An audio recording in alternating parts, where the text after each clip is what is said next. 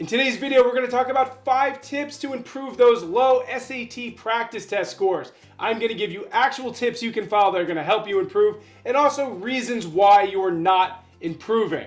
As always, this is Jeff Miller, head of SAT instruction at Target Test Prep. Let's get moving.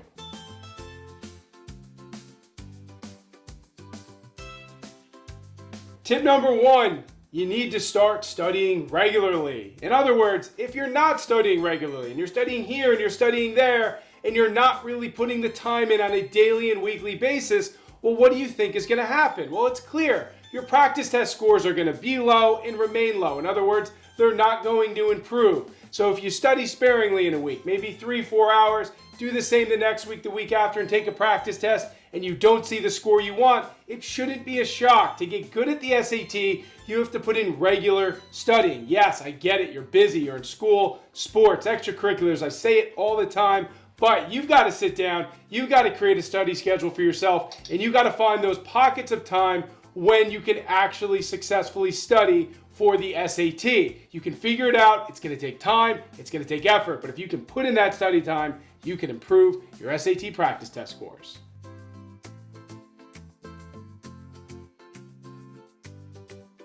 Tip number 2, you need to stop studying in a random way. So let's look at this. If you're studying, the way that you're studying is you're just jumping from problem to problem within your SAT prep book. That's an issue. That means you're not getting grounded in any one topic. I mean, imagine jumping from a quadratic to an algebra question, to a function question, to a geometry question.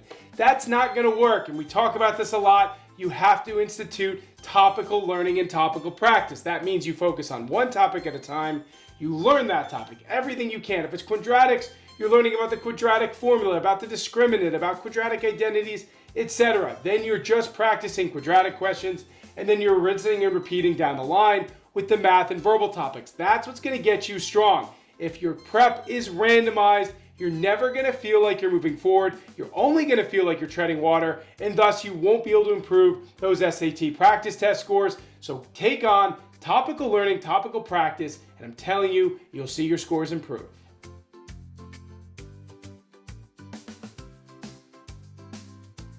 Tip number 3, make sure your studying isn't just practice. Now, this is an issue I find with so many SAT students because of how they set up their prep. They say, well, listen, if I just jam on thousands of questions, of course, by looking through solutions and seeing what I'm doing wrong, I will understand it. Now, we just talked about not just topical practice, we said topical learning and then topical practice. What that means is you need to learn the concepts on which the questions are based. So if you're doing quadratic questions, you can't just jump into 50 quadratic questions. You need to first learn all the concepts about quadratics. That means taking notes, making flashcards, feeling like you're rock solid, then doing that type of practice, and then seeing where you're still weak. But if your studying is just random practice, you're going to find that those practice test scores won't improve. So the way to fix that, as mentioned, topical learning, then you do your topical practice.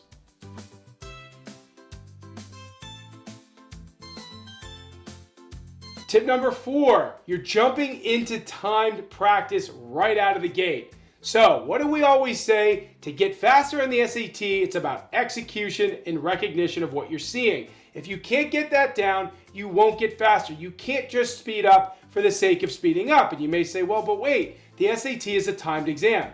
It is. But the thing is, if you're still in the learning phase of your preparation and you're trying to get things done in 2 minutes, let's say a problem done in 2 minutes, and you just need more time, take more time. You have to focus on accuracy first. Because remember, accuracy builds processes, processes build confidence, and all of that leads to greater accuracy, even under time conditions. Trust me, as that accuracy improves, you will organically get faster. And those are the things that are going to help you improve your SAT practice test scores. If you don't do that, and you're just focused on timing, those practice test scores are probably going to stay stagnant because you're not giving yourself the time you need to learn the material the right way. So again, when first starting out, untimed practice, that's going to do wonders for you in your SAT practice test score.